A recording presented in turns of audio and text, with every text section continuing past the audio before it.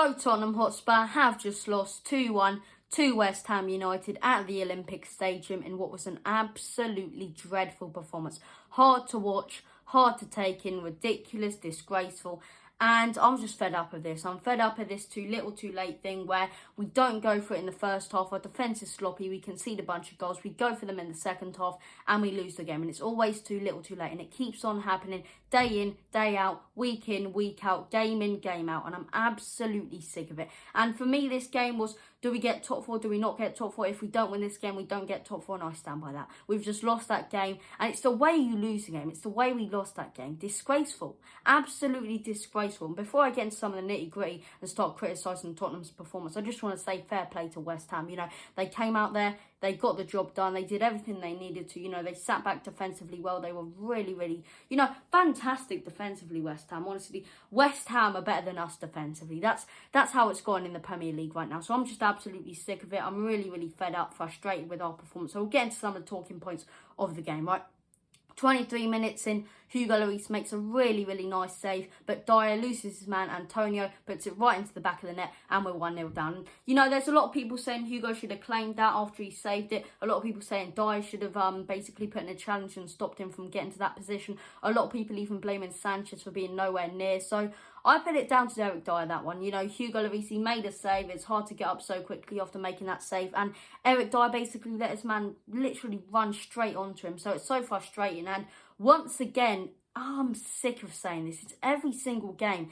Individual errors cost us. And I keep on saying there's no consistency in this defence. Eric Dyer can have a blinder of a game. Fantastic. But then 1 week later, he'll mess it up. For example, that 3-0 loss to City. I get we lost 3-0. But Dyer was actually quite impressive. I was like, okay, even midweek against Wolfsburg, Dyer looked good. So I was like, okay, you play him in this game because it's a derby game. He comes out and he costs us 2 goals. The second goal at the beginning of the second half, because nothing else happened in the first half. We were just lazy. We were happy to let West Ham have possession after we went 1-0 down and still sit back. It's not how it works. It's these players. They're so bad. And I'm sick of it. It's just game in, game out. It's the same thing. And as I say, at the beginning of the second half, Jesse Lingard, fair play. It was an absolutely brilliant goal run straight onto the same person who I mentioned in the first half.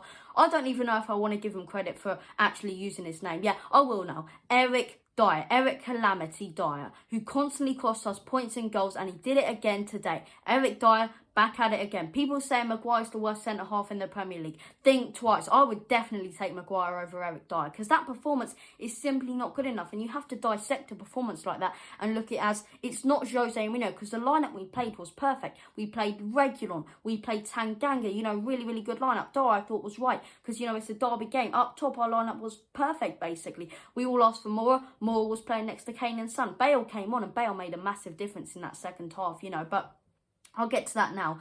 So straight after they score, Gareth Bale comes on. Gareth Bale substituted on for Eric Lamela, which I was really surprised about. And I think that's a ridiculous substitution. If you're going to bring him on, bring off Lucas Moore, bring off Tanguy and Ndombele, because Tanguy didn't do much today. But Gareth Bale comes on and he was really impressive. Gareth Bale was fantastic, if you ask me, running all over the pitch, putting a fantastic cross, really good cross. And as I say, he did get an assist in this game. Although, you know, the whole team performance was awful, there is a positive to take out of this, and that's Gareth Bale having a blinder, honestly. He came on really good. He hit the bar so unlucky and close, as I say. He had a couple chances. Gareth Bale plays really well. But once again, it's the inconsistency of our defence and our defenders who let us down and cost us all 3 points once again. For example, like 1 week, Davinson Sanchez can have a really good game. The next week, he falls flat on his face. The next week, he plays really well. For example, midweek against Wolfsburg. And then he came out today and once again constantly loses his man. We didn't even have Ben Davies. And I thought, okay, this is going to change our individual errors at the back. No Ben Davies, right? Reguilon comes in. Reguilon plays well. And I hate criticising Jose because I don't think it's his fault. If you know me, you'll know my opinions on that whole situation with Jose out, basically. I'm definitely Jose against these players who have no consistency. But you look at it from a standpoint as, why would you take off Reguilon, right, when we're 2-0 down? Why would you take off Reguilon, basically? Reguilon out of everyone. Take off Reguilon to bring on Matt Doherty. We're 2-0 down, and you know that Doherty's not a defender who's going to press. He's so used to that back 5 at Wolves, he can't adjust to the back 4 or back 3 at Tottenham Hotspur. Yet he comes on and blows it. Doherty did nothing, making silly passes, and it's individual errors Every game, man. Every single game. People saying that second half performance was good. It don't matter how good it was. At the end of the day, we lost the game. We lost the game and we lost the 3 points that was so crucial to our season. So crucial to our season. And that's top 4 gone now. Top 4 gone. Top 4 gone. Top 4 out the window. We can still get the Europa League, but if we're going to play like that, we're not getting anywhere this season because that's disgraceful. It's absolutely disgraceful. I'm so frustrated. And, you know, I'll get on to player ratings now. Hugo Lloris for me, I'll give him a 7 because Hugo was actually good. He made a couple decent saves, but it's the defence who let him down, really, isn't it? It's the defence who makes him look a lot worse than he actually is. So Hugo for me gets a 7. Moving on to defence, I've given Reguilon for the time he played a 5. I thought he was good. I thought he whipped in some good balls, as I say. Really good. Pressed a lot more high than Ben Davies ever did. So Reguilon was good in this game. Moving over, Eric Dyer for me gets a 0. He doesn't deserve a rating after a performance like that. Disgusting, honestly, and I'm fed up for him. And people say, you know, you can't criticise Eric Dyer because he's brought in as a backup and he's forced to play because of the lack of investment. I get that.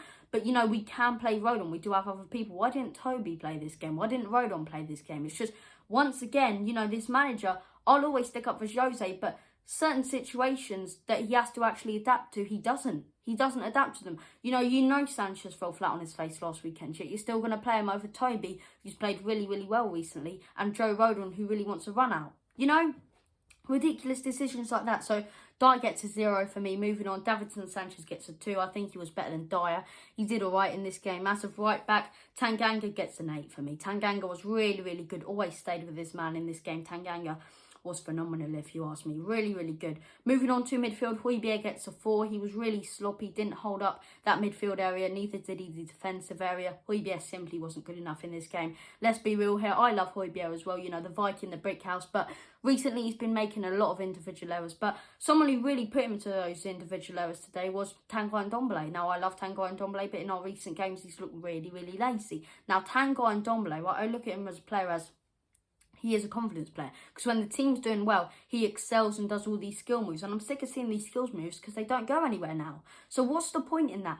Moving on to another bright side of this game, Eric Lamela gets a 7 for me. He looked positive. Harry Kane, I mean, it's a tough one with Harry Kane. He provided a lot of balls, but he did miss his sitter, which Lamela provided for him in the first half. So Kane gets a 6 for me. He was all right.